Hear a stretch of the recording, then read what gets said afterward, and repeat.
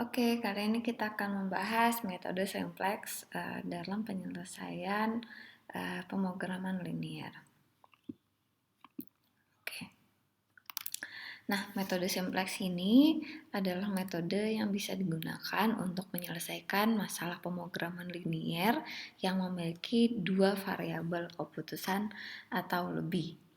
Jadi, jika 3 variabel atau lebih bisa kita pakai metode simplex. Kalau 2 ya bisa-bisa saja. Nah, kemudian metode ini digunakan dengan memanfaatkan yang namanya tabel simplex. Kemudian dari sini kita akan bisa memeriksa apakah sumber daya yang dimiliki itu sudah dipakai secara penuh ataupun ada yang berlebih.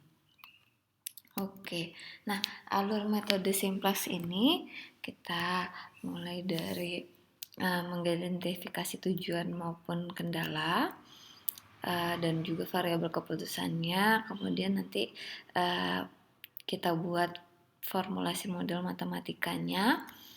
Kemudian kita akan mengubah dalam bentuk standar atau dikenal dengan bentuk kanonik, atau ini semua fungsi pertidaksamaan pada fungsi kendala itu diubah menjadi bentuk persamaan. Kemudian kita inputkan ke dalam tabel simplexnya. Kemudian kita mencari kolom pivot. Setelah itu mencari baris pivot dan nanti akan ketemu yang namanya angka pivot atau nilai pivot. Selanjutnya kita merubah entry atau elemen pada baris pivot, kemudian mengubah baris lainnya sesuai dengan baris pivot yang udah kita ubah. Kemudian nanti kita cek apakah nilai Z kita sudah bernilai positif semua atau masih ada negatif. Jika masih ada yang bernilai negatif, maka kita ulangi lagi iterasinya, yaitu mulai dari mencari kolom pivot. Begitu terus sampai nanti nilainya sudah positif semua. Apabila sudah, ini maka kita bisa memperoleh solusi optimal. Dan selesai. Nah, bentuk standar itu seperti apa atau bentuk kanonik? Misalkan kita punya formulasi model matematisnya seperti ini, kasusnya adalah maksimisasi, di mana fungsi kendalanya itu adalah kurang dari sama dengan semua. Ini bentuknya pertidaksamaan. Maka pertama kita perlu membuat bentuk kanoniknya, yaitu dengan menambah yang namanya select variable. Nah, karena tandanya itu kurang dari sama dengan, maka dari itu untuk membuat dia jadi sama dengan, kita tambahkan yang namanya select variable. Ditambahkan, kita notasikan dengan S1, maksudnya ini adalah select variable untuk kendala pertama. Kemudian fungsi kendala yang kedua juga berupa pertidaksamaan kurang dari sama dengan, maka kita juga menambahkan dengan select variable yang kedua, kita notasikan dengan S2. Begitu juga di fungsi kendala yang ketiga. Nah, kemudian karena kita menambahkan variabel baru, variabel keputusan yang baru yaitu S1, S2, dan S3, maka kita perlu menambahkan pula pada fungsi tujuan kita. Tetapi agar tidak menghilangkan nilainya, maka dikalikan dengan koefisien 0. Nah, seperti ini. Ini adalah bentuk standar ataupun bentuk kanonik dari formulasi model matematis ini. Jangan lupa X1, X2. Nah, S1, S2, S3-nya juga bernilai positif. Oke, kemudian, nah ini berikut adalah tabel awal simplex. Dimana ini tabelnya secara lengkap. Nanti kita menginputkan nilai A11, nilai C1, C2, C3, semuanya kita substitusikan ke sini. Nilai ruas kanannya juga kita substitusikan. Nah, namun ada beberapa referensi yang menggunakan tabel lengkap yang seperti ini atau tabel awalnya, dan juga yang lebih simpel yaitu seperti ini. Nah, jadi ini bisa kalian substitusikan nilai A11 sampai A33-nya, kemudian sisi ruas kanan atau right hand side RHS. Nah, ini bisa kita substitusikan, di mana ini adalah kolom variabel basis yang isinya pada tahap awal itu adalah variabel slack kita. S1, S2 sampai berapa ada variabel slack. Kemudian di sini adalah variabel non basis. Kalau ini basis, ini adalah non basis. Non basis. Oke. Nah, kalau misalnya fungsi tujuan kita adalah memaksimumkan, kenapa ini jadi min C1, min C2, C3? Karena fungsi tujuannya kita ubah ke pindah ruaskan menjadi seperti ini, sehingga nanti sisi ruas kanannya adalah nilainya 0. Jadi kita pindahkan semua, makanya di sini jadi min C1, min C2, min C3. Nah, kemudian ini akan selesai iterasinya. Ini kita pengajiannya akan secara berulang atau iterasi. Nah, kapan berhenti itu apabila nilai pada baris Z tidak ada yang bernilai negatif. Jadi jika sudah tidak ada yang negatif di baris Z ini, maka solusi kita sudah optimal. Oke, kita bahas contoh kasus. Ini ada kasusnya maksimumkan fungsi tujuannya seperti ini, dan ada 3 fungsi kendala, di mana ada juga fungsi variabel non negatifnya. Nah, pertama kita bentuk dulu bentuk kanoniknya, di mana kendalanya ada ini yang pertama kurang dari sama dengan, kita tambahkan slack variabel yang pertama, terus slack variabel yang kedua untuk fungsi kendala yang kedua, dan slack variabel yang ketiga untuk variabel fungsi kendala yang ketiga. Kemudian jangan lupa ditambahkan juga S1, S2, S3-nya sebagai variabel non negatif. Nah, ini fungsi tujuannya menjadi seperti ini.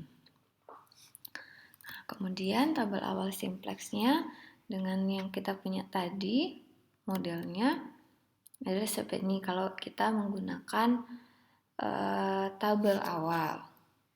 Nah, jika kita menggunakan tabel yang sederhana, bisa seperti ini. Jangan lupa pindah ruaskan fungsi kendalanya menjadi seperti ini, sehingga diperolehlah tinggal substitusikan min 400, 300, S1-nya 0, 0, 0, 0, S1, S2, S3. Jangan lupa ini 2, 3, ini semua dari sini. Nah, disubstitusikan.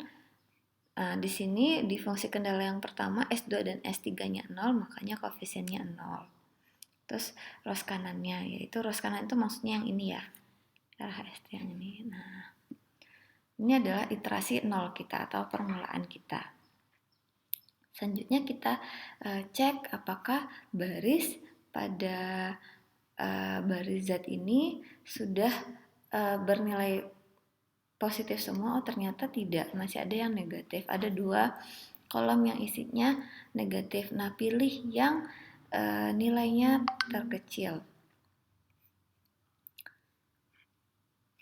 Oke, kemudian kita lihat nilai negatif terbesar adalah pada ini X1. Maka X1 ini adalah variabel non basis yang akan masuk menjadi variabel basis. Kemudian selanjutnya kita menentukan baris pivot. Baris pivot itu apa? Yaitu yang rasio yang paling positif terkecil. Nah, ini kan tadi baris kolom pivot kita. Kemudian rasio adalah jadi 60 dibagi 2, 30 dibagi 0, tidak terdefinisi, 40 bagi 2, yaitu ini 20. Makanya baris S3 yang kita pilih. Nah, ini adalah berarti baris S3 itu adalah S3 merupakan variabel basis yang keluar. Artinya posisi S3 ini akan digantikan oleh X1. Nah, ini yang 2 ini adalah pertemuan dari baris pivot dan juga kolom pivot, itu disebut dengan angka pivot atau nilai pivot. Selanjutnya baris yang tadi angka pivotnya ini kita ubah seluruh baris pada baris pivot dengan membaginya dengan angka pivot. Angka pivot tadi adalah 2, maka satu baris ini kita bagi dengan 2. Nah, jangan lupa di sini tadi kan S3 ya. Nah, itu karena dia jadi leaving variable-nya atau variabel yang keluar, kita gantikan dengan entering variable itu dengan X1 tadi. Nah, kita bagi semuanya dengan angka 2 menjadi seperti ini. Ini udah kita masuk ke iterasi pertama, tadi masih iterasi 0. Nah, kemudian setelah barisnya kita ubah semua, kita ubah juga entry-entry yang di dalamnya atau baris lain dengan cara mengubah ini nanti harus kita paksa jadi 0, jadi 0, jadi 0. Baris selain si baris pivot. Kenapa? Ingat baris elementer waktu kita belajar ale. Nah, lebih kurang seperti itu caranya. Nah, jadi tadi pada iterasi 0 seperti ini penampakan isi tabelnya. Kemudian pada iterasi pertama baris X1 sudah kita bagi semua dengan angka pivot menjadi seperti ini. Nah, seperti apa cara mengubahnya? Saya tunjukkan yang pada baris Z. Nah, jadi pada baris Z awalnya kan ada min 400. Nah, seperti apa biar dipaksa menjadi 0? Berarti kita kalikan suatu bilangan dengan baris ini ya, jadi ini akan menjadi baris pivot kita yang kita gunakan tidak lurus, maaf, yang akan kita gunakan untuk mengubah baris lainnya. Nah, biar dia jadi 0, maka saya harus mengalihkan dengan 400 ke baris X1 ini, dapat 0. Nanti kita ubah jadi 0. Kemudian berarti satu baris ini juga harus dikalikan atau ditambahkan dengan 400 dikali baris X1 ini, sehingga mungkin penjabarannya bisa Anda perhatikan ini. Nah, sehingga tadinya min 300 berubah jadi min 100 dan seterusnya. Nah, kemudian sudah optimal atau belum? Nah, ini artinya kalau kalian bisa lihat X1 itu yang diproduksi pada titik ini adalah 20, sedangkan X2 tuh tidak ada, S1-nya 20, S2-nya 30. Nah, kalau misalnya kita cek apakah masih ada baris Z yang bernilai negatif, oh masih ada, ternyata masih ada min 100, maka iterasinya masih berlanjut ke iterasi 2. Nah, selanjutnya kita ulangi dengan cara yang sama, mulai dari kita memilih kolom pivot. Berarti ini kolom pivot kita karena dia adalah kolom yang dengan nilai Z negatif terbesar.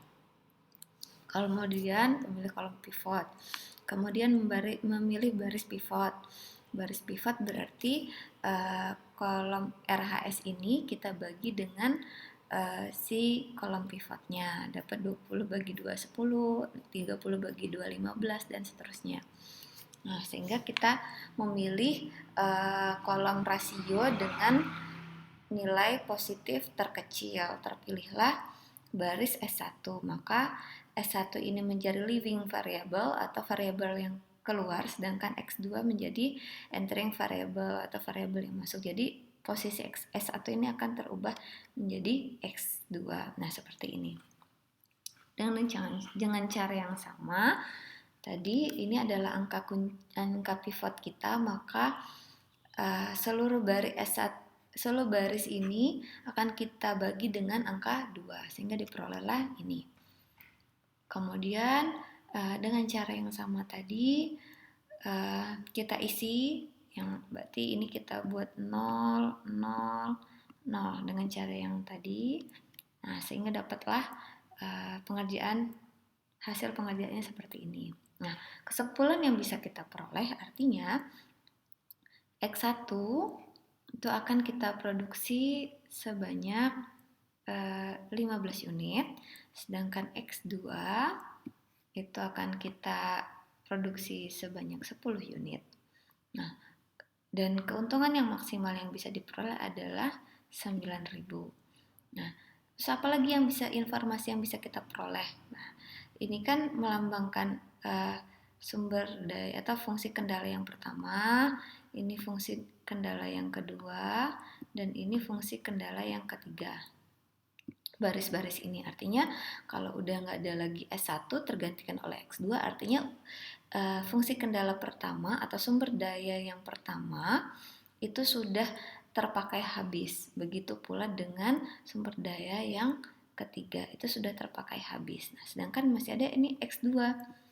Nah, ini X2-nya artinya sumber daya yang kedua itu masih bersisa atau berlebih sebanyak 10 kg. Nah, seperti itulah cara pengerjaan dengan menggunakan metode simplex dan juga kesimpulan yang bisa kita ambil dari tabel simplex. Demikian, wassalamualaikum warahmatullahi wabarakatuh.